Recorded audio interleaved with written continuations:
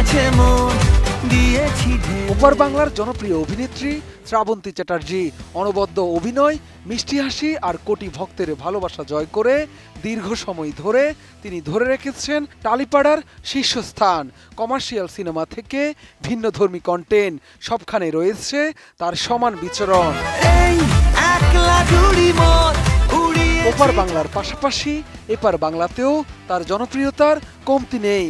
তবে গ্ল্যামার আর সাফল্যের পাশাপাশি প্রায় তাকে নিয়ে বিতর্ক হয়, বিশেষ করে তার বিয়ে ও প্রেম নিয়ে চলে নানা আলোচনা সমালোচনা। এবার নতুন করে আরও এক চরম অস্বস্তিকর বিতর্কে জড়ালো এই অভিনেত্রীর নাম। তবে শ্রাবন্তীর ব্যক্তিগত কোনো কর্মকাণ্ড নয়, বরং তার ব্যক্তিগত সহকারীর এক জঘন্য অপরাধের কারণে আলোচনার কেন্দ্রে এই টলিউড কুইন।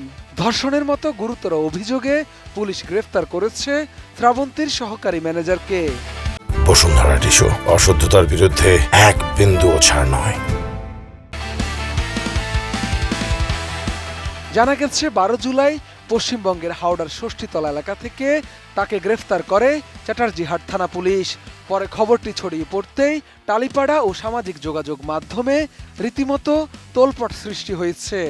ইভেন্ট ম্যানেজমেন্টে কাজ করে, এবার ওনার এগেনস্টে ওনার এক বান্ধবী কমপ্লেন করেছে ওনাকে নাকি সেক্সুয়ালি হ্যারাসমেন্ট করা হয়েছিল। যদিও ঘটনাটা ঘটেছে সে 12 এপ্রিল।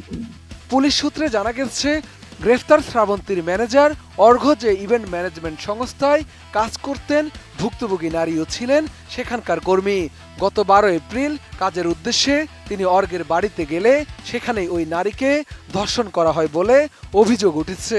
পরবর্তীতে 12 জুন থানায় লিখিত অভিযোগ দায়ের করেন ভুক্তভোগী। আমাকে আশীর্বাদ করবেন, সবসময় আপনারা আমার পাশে থেকেছেন, আমার খারাপ টাইমে ভালো টাইমে আমার জন্য অবশ্যই প্রে করেছেন, দোয়া করেছেন। এবারেও চাই আপনাদের আশীর্বাদ। অভিযোগের পর পুরো ঘটনার তদন্তে নামে পুলিশ। ঘটনার সত্যতা পাওয়ায় পুলিশ অভিযুক্তকে গ্রেফতারের পর আদালতে প্রেরণ করে। আদালত তার জামিন নামঞ্জুর করে 14 দিনের জেল হেফাজতের নির্দেশ দেন। সহকারীর এমন জঘন্য কাজে তীব্র ক্ষোভ ও অস্বস্তি প্রকাশ করেছেন শ্রাবন্তী চ্যাটার্জি নিজেও।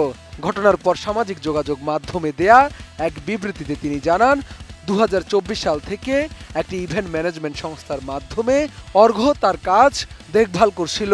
তবে অর্ঘ্যের ব্যক্তিগত জীবন বা এমন অপরাধমূলক কর্মকাণ্ডের বিষয়ে তিনি কিছুই জানতেন না। একই সাথে ওই সংস্থাকে জানিয়ে অভিযুক্ত তার ম্যানেজারের সঙ্গে সব পেশাদার সম্পর্ক আজীবনের জন্য ছিন্ন করার ঘোষণা দিয়েছেন এই অভিনেত্রী। জানান কোনো অপরাধীর দায় তিনি নেবেন না, তার এমন কাজ সম্পর্কে জানলে তাকে সাথে রাখতেন না বলেও অভিমত শ্রাবন্তীর। শাহাদাত রিফাত, ATN নিউজ, ঢাকা।